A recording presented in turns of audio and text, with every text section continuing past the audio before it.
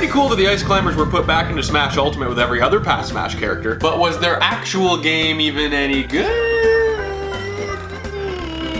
Like Mr. Game & Watch and the Fire Emblem people, I first found out about these characters even having an existence through playing Smash Bros. Melee. And if they made it into the Smash series, they must be kinda noteworthy. Their last game was released in 1985, which was their first and only game if you don't count ports and re-releases. It can be a one-player or a two-player expedition. And if you're playing solo, you default to Popo. And that's fine. Blue's tried and true like your go-to pair of jeans, but I much prefer Nana's pink jacket. I look best in spring colors. I know this game came out in the mid-1980s, but choice is always a wonderful thing. And this bird-dactyl thing left me with no choice.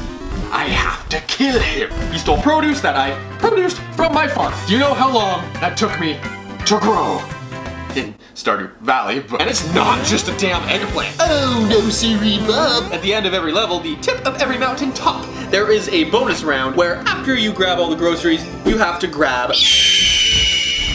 a big bird. The bonus round features a new batch of my produce each time, whether that be carrots, cabbages, or jack-o'-lanterns. Okay.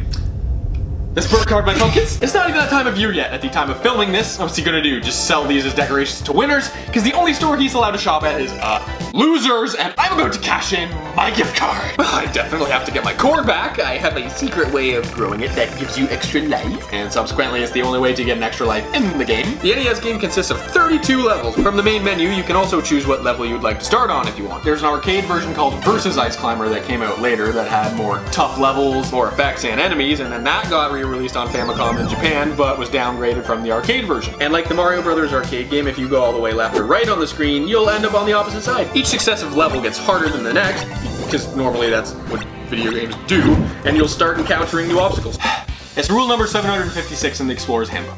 Where there's winter, there's Yetis. Trust me, I'm from Canada, and I've walked into a Timmy's before and run into a few Yetis, among other questionable characters, usually at night, which is also when this game takes place. The Yetis, or Topies in this game, come in and replace the ice you just chipped at so you could climb the mountain more. They're small and cause problems, like the kidney stones I'm gonna get later in life because I didn't drink enough citrus. You can't sit back and sip lemonade if you're playing this game. Apparently in Japan, the Topies were actually seals, but that would change an E game to an M game pretty quick. Because if you see what the Ice Climber does to attack any other enemy, that wouldn't really go over well with PETA, or anyone, really. You can't beat seals. I mean, you can't beat seals because they're awesome. Like, you can't beat a seal, but you can't, like, physically, like... The other enemies are nitpickers, basically the spawn of Bitchbird up there, who will try and fly into you. And there's also polar bears, and if they were human, would look like they have an extreme case of winter denial. If you're taking your time climbing the mountain, he'll force the screen to go up with his polar-powered paws. The other enemies in this game are the elements.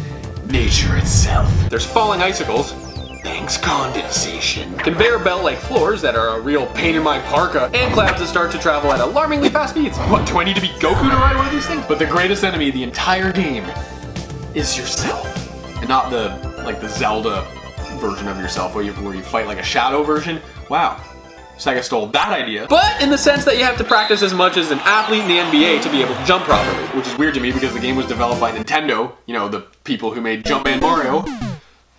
It really seems like I made contact with the ground when I try and land, but I guess I'm just not that athletic. When you conquer the Condor for the last time, nothing special really happens. The game essentially just repeats itself. You're just trying to get the highest score possible, along with your daily helping of veggies. Overall, I'd have to compare this game to an ice cold popsicle. If you don't zoom it fast enough, it's just gonna melt and be this frustrating mess.